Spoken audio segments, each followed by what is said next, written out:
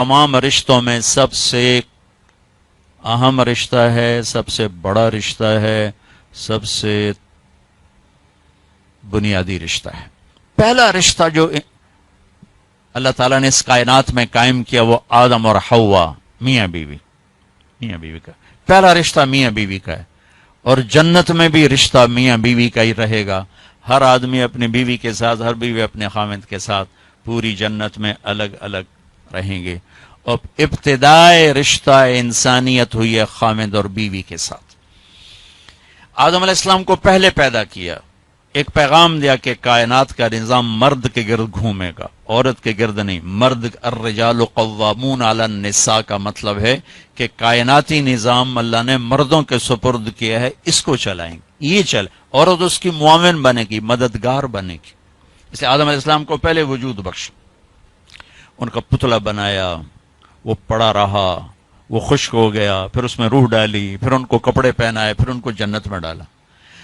اللہ نے اسی طرح حوا کا پتلا بھی بنا دینا تھا، ساتھ ہی ایک گارے کی ڈھیری بنا دیتے تو حوا کا پتلا بھی۔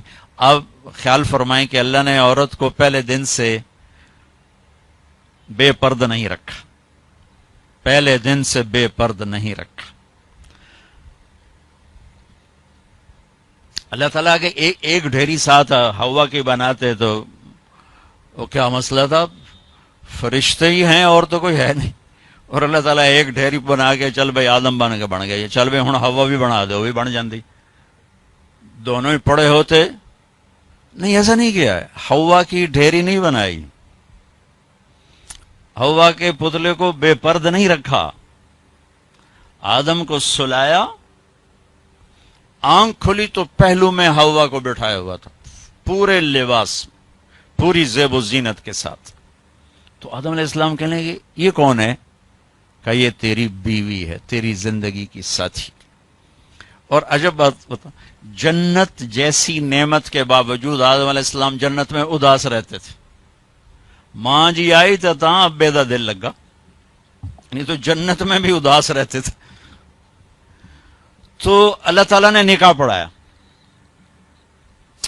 تو اللہ تعالیٰ نے کہا آدم بیگم کا مہر ادا کرو۔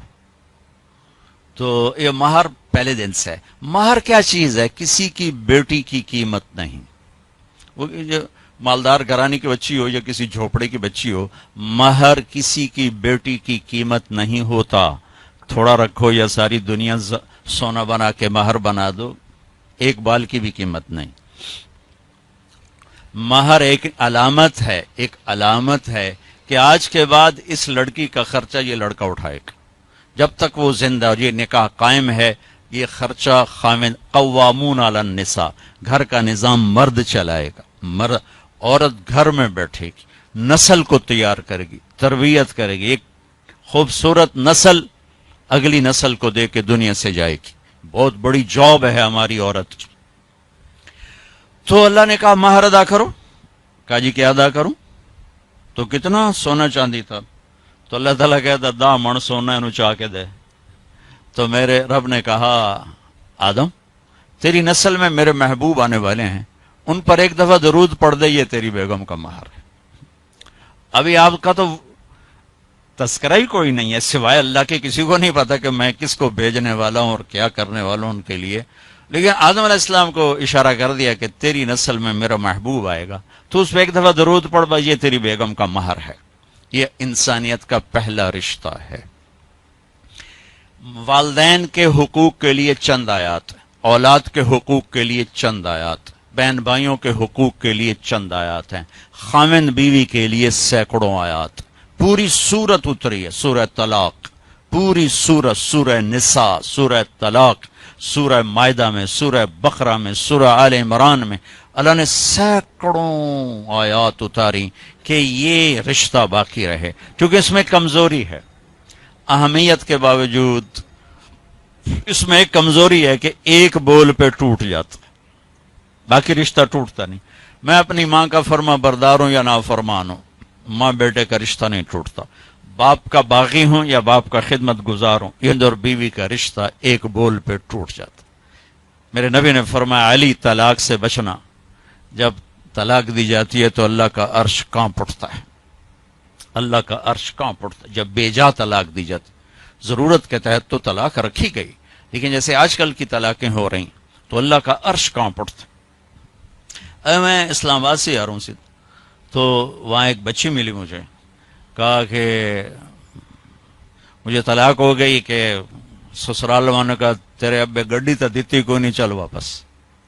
اور خود وہ ڈاکٹر ہے جی، طلاق ہو گئی. تو اس طرح جب ظلم و ستم ہوتا ہے تو پھر اللہ کا عرش کانپ اٹھتا ہے. تو یہ رشتہ کیسے گزارنا ہے کہ زندگی خوبصورت ہو جائے؟ کیونکہ میری بات سن لیں غور سے، آپ مالدار لوگ بیٹھے ہیں، پیسے سے آپ زندگی کو خوبصورت نہیں بنا سکتے. گھر خوبصورت بنا سکتے ہیں، گاڑی خوبصورت لے سکتے ہیں، زیور خوبصورت خرید سکتے ہیں. زندگی کی خوبصورتی کا تعلق ان چیزوں سے نہیں ہے. زندگی کی خوبصورتی صرف میرے نبی کی غلامی میں ہے. نبی پاک صلی اللہ علیہ وسلم ایک پاکیزہ زندگی لے کر آئے، جو اس کے پیچھے چلے گا اس کی زندگی میں حسن آئے گا، جمال آئے گا، کمال آئے گا، باقی ویرانیوں کے سوا کچھ بھی نہیں.